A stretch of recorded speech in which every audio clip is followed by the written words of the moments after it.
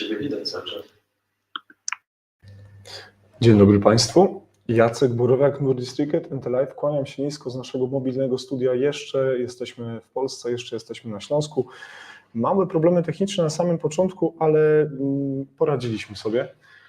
Łukasz Wierzba doradza tutaj w tych kwestiach technicznych, doradził wcisnąć odpowiednie przyciski i już jesteśmy, za co się kłaniam bardzo nisko Łukaszowi. Łukasz będzie realizował dzisiejszą audycję i jest z nami również nasza pani sekretarz Jagoda Nowa, która czuwa nad tym, żeby to merytorycznie wszystko przebiegało. Drodzy Państwo, niestety część wykładów związanych z 9. konferencją naukową, polsko-ukraińską konferencją naukową dobiegły końca i teraz odbywają się warsztaty, czyli takie praktyczne uczestnictwo wszystkich osób, którzy przyjechali do hotelu w Czeladź, żeby uczyć się na tych doświadczeniach, które wynikają z konfliktu, nie z wojny, pełnofalowej wojny w Ukrainie, ale też w tych innych przestrzeniach, które są rozpatrywane jako wyzwania ratownictwa medycznego, bo właśnie konferencja jest tak zatytułowana.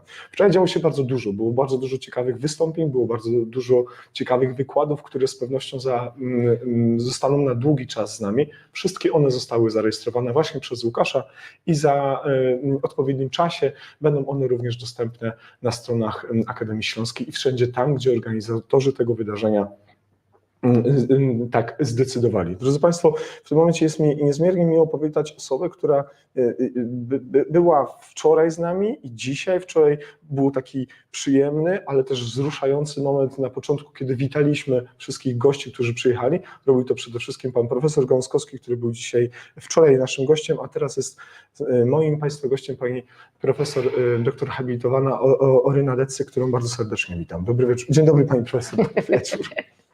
Dzień dobry. Jesteśmy w piwnicy, słuchajcie, drodzy Państwo, zamknęli nas tutaj i ten internet nam trochę powoduje problem techniczny. Pani profesor, ja się bardzo cieszę, że Panią widzę fizycznie, bo kilka dni temu, kiedy ja jeszcze byłem w Oslo, a Pani była u siebie, to żeśmy mieli okazję porozmawiać. Witam serdecznie też.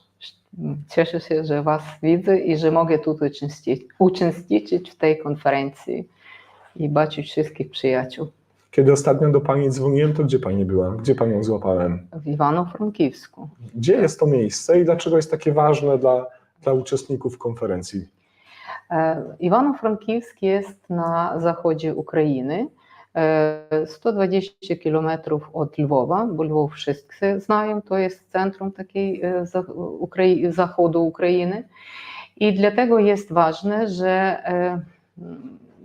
chyba jest jedne z najbezpieczniejszych teraz miejsc w Ukrainie, bo wszystka walka toczy się na wschodzie i na południu, a my na zachodzie możemy prowadzić jakieś edukacje, uczenia, życie, choć my też mamy syreny i też rakiety dotarżali do nas i te bezpilotniki, ja nie wiem jak to po polskiemu, te takie aparaty latające. Ale to jest mniej u nas, niżeli w tej wielkiej Ukrainie. Początek wczorajszej konferencji, drodzy Państwo, to właśnie były wystąpienia osób, które, jak się okazało, to nawet nie uczestniczy tej konferencji, ale wielka rodzina. Taka polsko-ukraińska, która się zrodziła, no niestety w kontekście wojny, ale jak się okazało, zarówno pan profesor Gąskowski i pan Magnificencja Uniwersytetu Warszawskiego między innymi byli przytaczani przez panią jako ci, którzy no, tę rodzinę też tworzą, prawda? No naprawdę to my z panem profesorem Robertem Galąskowskim pracujemy już chyba, ja osobiście go znam 10 lat, ale on zaczął pracować w Ukrainie jeszcze do tego, chyba od czasu Euro 2012, tak, to było w tych wtedy. latach, a potem poszła nasza współpraca właściwie już od lat, kiedy my robimy corocznie taką konferencję polsko-ukraińską o wyzwaniach ratownictwa medycznego w Polsce i w Ukrainie, a także wyzwaniach zdrowia publicznego. I my corocznie raz to było w Polsce, raz w Ukrainie i tak do COVID-u jedyny raz, kiedy nie było tej konferencji, dlatego 10 lat prowadzimy, a ona jest 9, kiedy zaczęła się pandemia, to w tym roku nie było. A tak my odnowili i co roku prowadzimy takie konferencje. I to jest, ale oprócz konferencji, to Robert Goląskowski i jego kolegi, i Marcin Podgórski, i pan Klaudiusz Nadolny, i inne, to nieraz przyjeżdżali w Ukrainę i nieraz nasi ratownicy medyczni jechali do Polski na takie uczenia, edukacje, warsztaty i mnóstwo nauczyli naszych już trenerów takich, którzy prowadzą teraz nauczania dla innych ratowników medycznych i lekarzy ratownictwa medycznego w Ukrainie. Ale muszę powiedzieć, kiedy wybuchła wojna, na pełną skalę, bo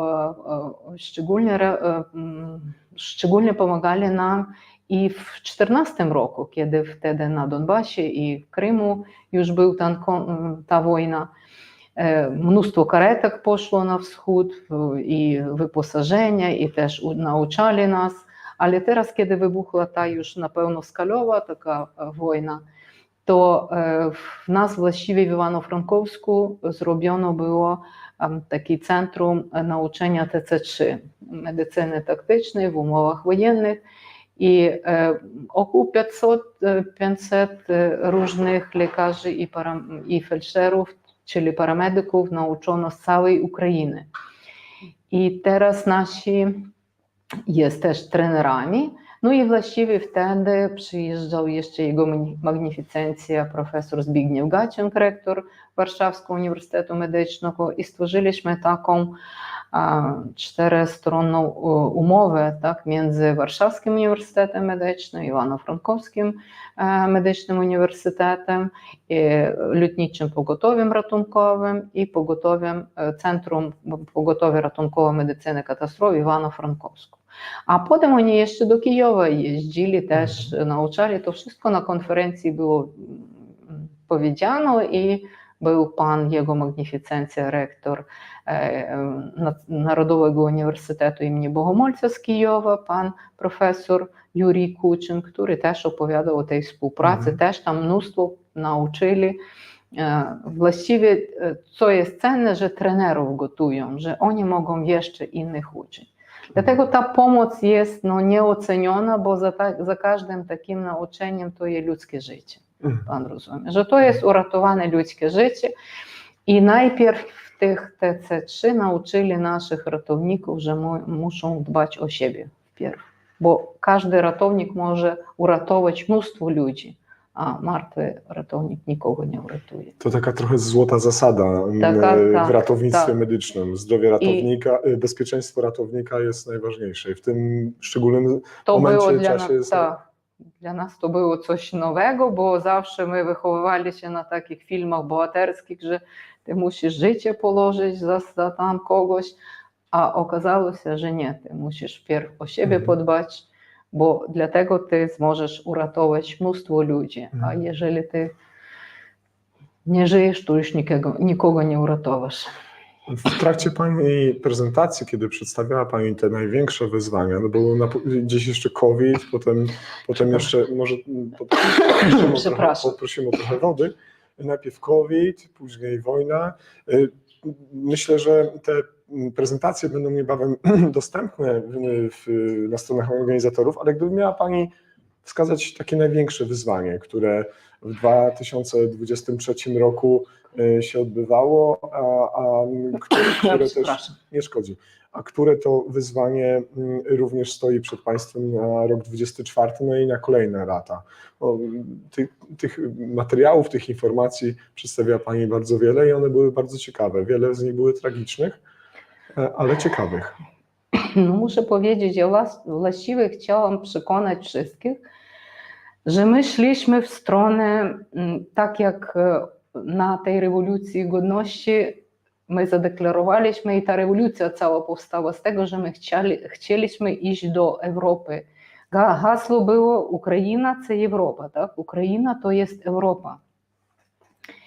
I po tej rewolucji godności, kiedy podpisaliśmy tą umowę z Unią Europejską o asocjacji, właściwie my przyjęli swoją ustawę, przepraszam, gdzie umówiono, że my robimy reformy w naszej opiece zdrowotnej i zdrowiu publicznym. I ta reforma szła tak jak, jak na mnie, ze wszystkimi standardami i my teraz mamy przed COVID-em, przed pandemią, mieliśmy już pewne kroki zrobione, które nam ułatwili, że ten system szybko umiał zareagować na te wyzwania, które dała pandemia.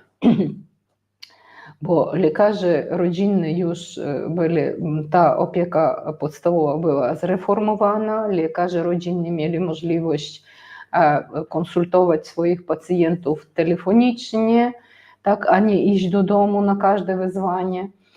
System ratownictwa ta medycyny ratunkowej też szybko te wyzwania podolał i водночас zaczęła reforma specjalistycznej i szpitalnej opieki. I dlatego, że mieliśmy mnóstwo szpitali, to nie było takiego zatoru, tak, że jak to się nazywa, że nie było kolejki na hospitalizację. Tak? Mniej więcej to było uregulowane i wszystkie szpitale te byli wyposażeni na tlen do każdego łóżka i tam wszystkie, co potrzebne było, wyposażenie zrobione. Dlatego ja uważam, że ta pandemia COVID nie tylko była jakimś złem, ale jak to paradoksalnie nie zvuczy, ale dla naszego systemu opieki zdrowotnej to był i pewny taki urok, taki, że my te disadvantage obrnąć na advantage, tak, na jakieś z tego zrobiono wnioski pozytywne i że to poszło na plus, na korzyść do naszej systemu opieki zdrowotnej.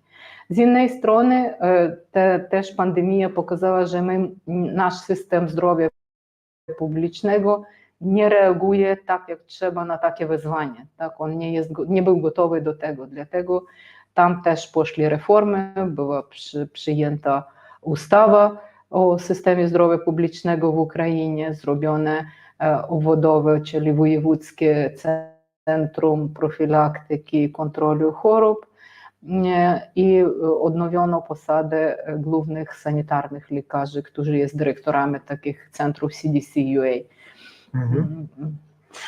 Bo wszystko to, o czym teraz Pani opowiada, jest bardzo mocno związane z funkcją, jaką Pani pełni, zarówno jako szefowa Departamentu Zdrowia i też jako wykładowczyni, jako akademik. Czy tak jest? Czy się zgadza? Tak jest. No tu wyświetla się cały czas w języku angielskim cały Pani tytuł z odpowiednią etykietą, ale może też w dwóch zdaniach.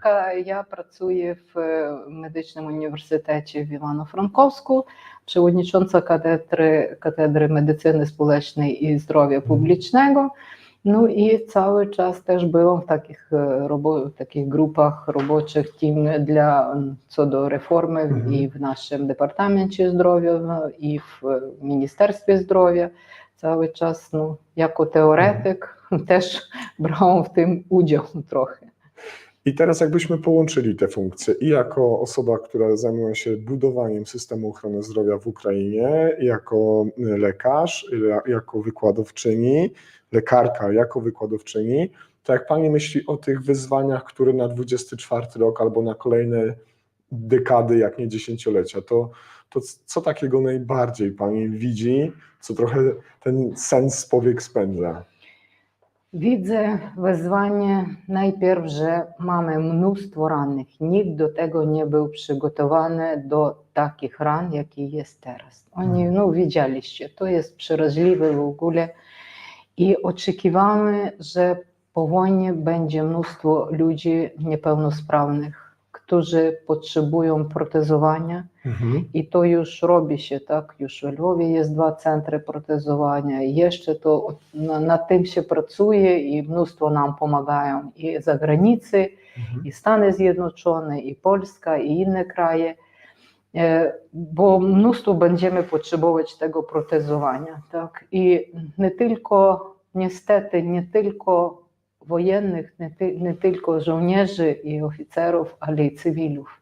Mnóstwo jest i dzieci, i żony, i cywilne osoby. To jest przeraźliwe. I to trzeba będzie. Następny taki kierunek, jaki jest wielkie wyzwanie, to rehabilitacja. Wiecie, że rehabilitacja potrzebuje wyposażenia, wielkich pieniądzów, kadru, czasu. To jest długotrwałe.